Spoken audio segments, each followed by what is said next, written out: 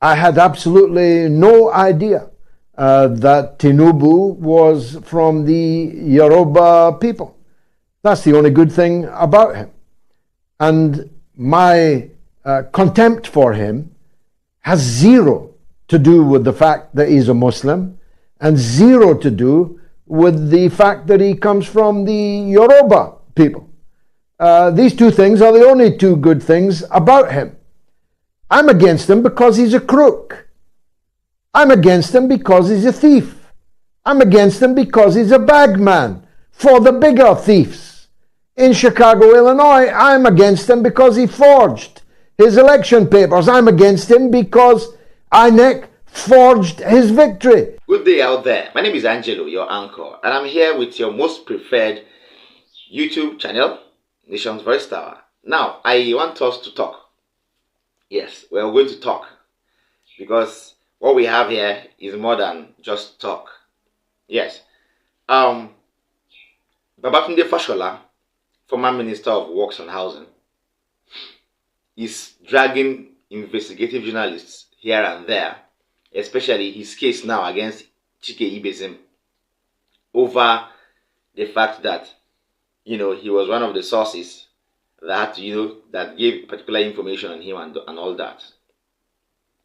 Babatunde Fashola has been granted, Chike Ibezim has been granted a court order for Babatunde Fashola to allow him go, pending on the subsequent cases, but they don't want to let him go. This same Babatunde Fashola has a very big skeleton in his cupboard, a case of fraud that he's yet to answer. And he's in Abuja dragging people as if we don't know what he's doing. Now listen to this. We've made our arrangements, we've made our our confirmations, and our sources are clear, our information are clear and ready. As Minister of Works and Housing then, Babatunde Fashola, listen from our source please. As Minister of Works and Housing then, Babatunde Fashola terminated a road contract. It has been exposed. So he can't run again. It has been exposed. Even Sahara reports, I think, have these particular documents too. So you will know that this is trying to go viral. As Minister of Works, Babatunde Fashola terminated a road contract worth 9.8 billion naira, awarded to a company called DC Engineering Limited. Differently, keep that aside. Please take a seat. This is quite strong because he can't run away from this. We'll drag them out one by one. Now, over time, after terminating the contract, he inflated it to 54.3 billion naira. From 9.8 billion, he inflated the contract price to 54.3 billion naira. And re-awarded the same contract to his ally, one of his closest allies and cronies. Very, very close. One, Olalekan Anthony Adebi. This same Olalekan Anthony Adebi owns Area Tech Construction Limited. They have a very close tie with this Anthony Adebi. That's Fashola and Adebi. The executive director of DC Engineering Limited, that is the former company he withdrew the contract from, one engineer Adedeji, said his company had approached the Ministry of Works. First of all, it was the executive director of this company that is exposing this. So you will know that we have legitimate sources already. He said his company had approached the Ministry of Works to review the contract sum from 9.8 billion to at least 14 billion due to the high cost of materials. But the Ministry of Works refused to do that. That Nigeria had no money. That was what he was told. But instead, Fashola re-awarded the contract to one notorious contractor, one Adebi Anthony, who is a major financer of the All Progressive Congress, the APC. Can you see where the link is coming out from? Adebi also owns one company in Lagos called Zenon Construction Limited, and this company has been using lots of ways and has been milking the Lagos state government dry of highly inflated road construction costs. In fact, in 2020, the Lagos state government spent over $6 million on construction projects alone carried out by this same company, Zenon Construction Limited. Same company owned by Olalekan and Tony Adebi. The proofs of transactions of this particular transaction, were revealed in the Lagos State Government Expenditure Account documents. All right. If you lay your hands on that document, you will see them. 2020. Yes, 2020. And these are the proofs. If you're not sure about this, you could Google it and check Sahara reports. This report is yet to go viral. So you're lucky to be armed with first-hand information. But not just that you're armed, we now know what Fashola is doing. And we would watch and see how those involved or the judiciary will take this. Because we are waiting for this case to be taken to the court. If at all there will be anything like that. Because this is his government and this is his party's government. So let's expect little or nothing. Alright. That is that on that update. Now I have something that will wow you. This one will shock you. Please sit. This one will shock you. So please trust Nation Voice Tower, because we'll always bring you shocking stuff that will give you, a sense of direction. Things that will make you know what is happening. Things that will give you massive information on how to go about things in Nigeria, especially politically. Now, an ignorant Nigerian, I will call him an ignorant Nigerian because I don't think he knows what he said in that calling show, he called during the MOTS show, One MOTS show, MOATS show that is being hosted by George Galloway, a former member of the parliament in UK. Yes, the same white man that has been against Bola Tinibu all the while, if you're conversant with that update. Now, this Nigerian called, a Yoruba man to be precise, called George Galloway and embarrassed himself and embarrassed the whole country, Nigeria, and embarrassed almost everybody that he knows, because what this Nigerian said on call is not something that is supposed to be heard by anybody. But trust George Galloway, the reply he gave to him was well deserved. This is not AIT. I would like to warn that Nigerian. This is not AIT. This is not Channels Television. Neither is this Arise News that you call in and say anything you want to say, and they leave you because you're a part of the APC, or they leave you because you are from the same tribal origin with whoever is in government. They leave you because maybe you are from the same religion with the person. These people outside Nigeria don't practice religious bigotry. Neither do they practice ethnicity. All right. So if you're calling to say anything on their show, you call with facts and seriousness. You don't just call to blab. Do you understand me? Next video is going to be that of George Galloway and this unknown Nigerian that called him to disgrace our country and himself.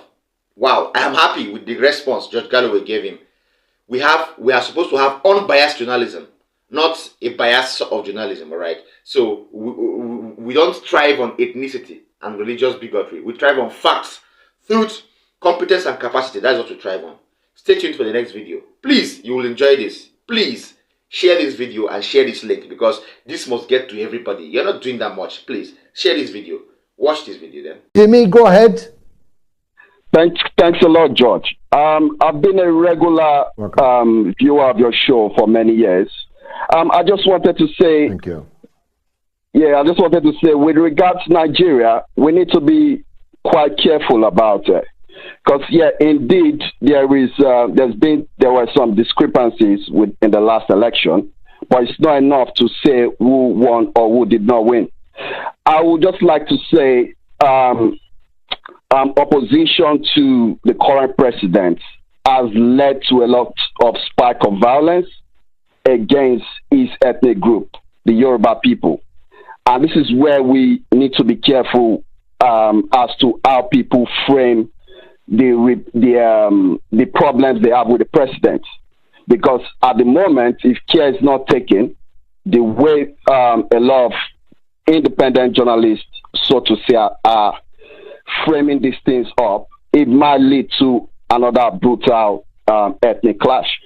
And as you know, my country experienced a civil war in 1967 between the then breakaway Biafra region and the rest of the country. I'm afraid we might be heading in that direction again. So I would like you to please take a step back and actually review the dynamics to the last election. Because we can't say for sure that Peter Obi won that election. A lot of, we do vote on the basis of religion and ethnicity, but most Nigerians are Muslims, and we voted for Bola Ahmed Tinibu. Whatever problems people have with him is fair, but he's the person most of us voted for. And I think the more people are going after him on a personal level, as against going for INEC, which is the body responsible for elections, civilians from my ethnic group are being targeted. And I just called because I've seen a lot of conversations surrounding him, and I want you to be aware of the risk he poses on the ground. Thank you. Well, look, there's no question of me taking a step back. I'm merely hosting a show in which all kinds of people are invited. Every 5 minutes, I invite everyone to call the show to give their point of view. And you just have, very succinctly indeed, you have taught me something. I had absolutely no idea that Tinibu was from the Yoruba people. That's the only good thing about him. And my contempt for him has zero to do with the fact that he's a Muslim, and zero to do with the fact that he comes from the Yoruba people. These two things are the only two good things about him. I'm against him because he's a crook. I'm against him because he's a thief. I'm against him because he's a bagman for the bigger thieves. In Chicago, Illinois, I'm against him because he forged his election papers. I'm against him because INEC forged his victory in the election. Am I supposed to turn a blind eye to all these things because he's a Muslim, because he's a Yoruba, because this may lead to ill feeling to his people? When I express my contempt for Rishi Sunak, I'm not hating on Indian Hindus. I'm hating on Rishi Sunak for everything except the fact that he's an Indian Hindu. I parked that. I have no interest in that. I'm against Sunak for a whole range of other reasons. I'm against Tinibu for a whole range of other issues. Now, I invite all points of view to enter this debate over Nigeria. If we had a Moats Africa, we could do it exclusively every week on that show tailor-made for the African audience. But we don't have that, so we can't talk about Nigeria every single week, every single show.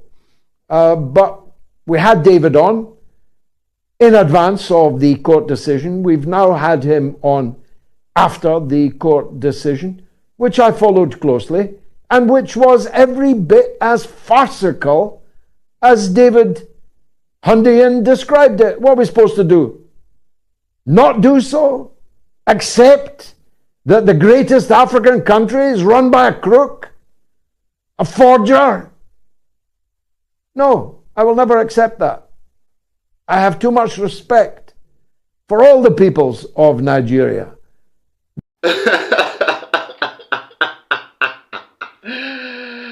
Yes.